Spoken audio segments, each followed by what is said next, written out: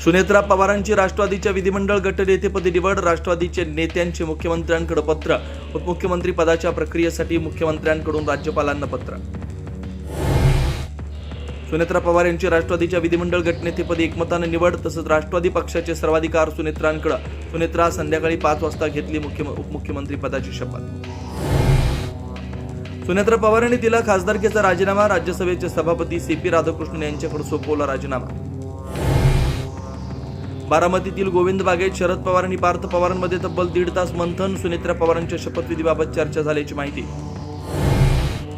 सुनेत्रा पवारांची गटनेतेपदी मुंबईत निवड होत असताना सुप्रिया सुळे अजित पवारांच्या मातोश्रींच्या भेटीला.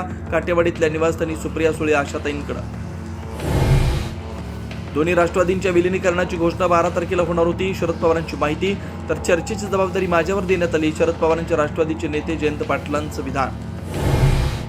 17 जानेवारीला शरद पवार अजित पवारांमध्ये बैठक. जिल्हा परिषद निवडणुकीसंदर्भात झाली होती चर्चा.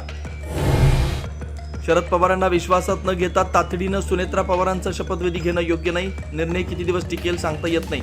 शरद पवारांच्या राष्ट्रवादीचे आमदार उत्तम जानकर यांचं विधान.